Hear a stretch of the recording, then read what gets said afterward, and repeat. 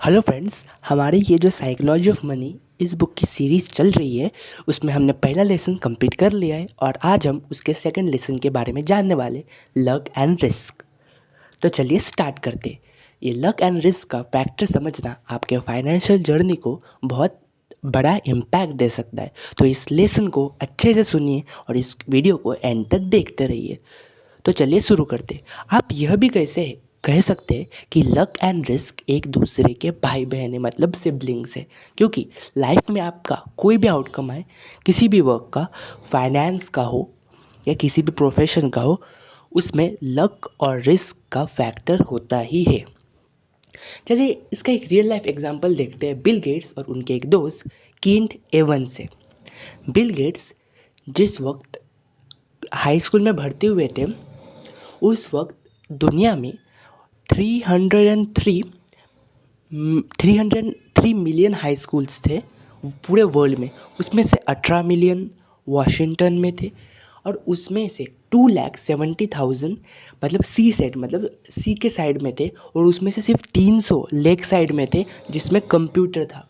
तो ये 303 मिलियन से 300, और बिल गेट्स भी उसी हाई स्कूल में भर्ती हुए जिसमें लैपटॉप था, मतलब कंप्यूटर्स थे। इसका मतलब 1 इन अ मिलियन चांस। और उन्हीं के एक दोस्त के हम एग्जांपल से देखते कीन्ट एवंस, जो वो भी एक माइक्रोसॉफ्ट के बड़े फाउंडर हो सकते थे, पर हाई स्कूल के दौरान एक माउंटेनियरिंग में उनकी जान चली गई। उस वक्त एक रेशियो के हिसाब से ऐसा माना जाता था कि हाई स्कूल से माउंटेनियरिंग में 1 इन अ मिलियन चांस ही कोई मर सकता है।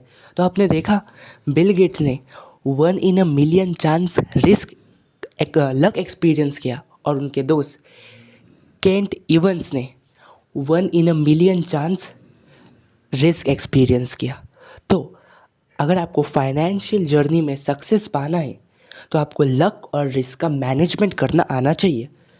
हमारा लक और रिस्क के ऊपर कोई भी काबू नहीं है, पर हम उसका मैनेजमेंट कर सकते हैं।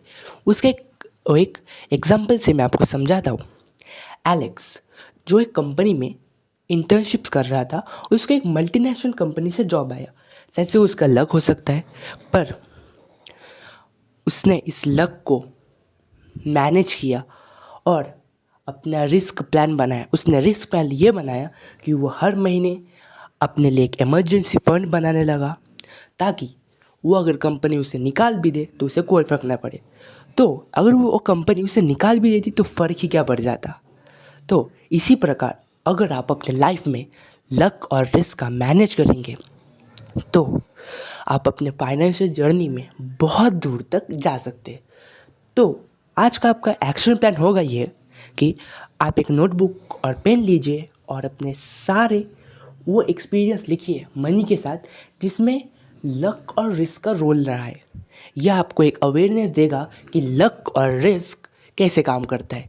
तो चलिए एक्शन लीजिए। अगर ये वीडियो आपको अच्छी लगी हो इस सीरीज़ की, तो प्लीज़ हमारे चैनल को सब्सक्राइब कीजिए, लाइक कीजिए। Thank you for watching.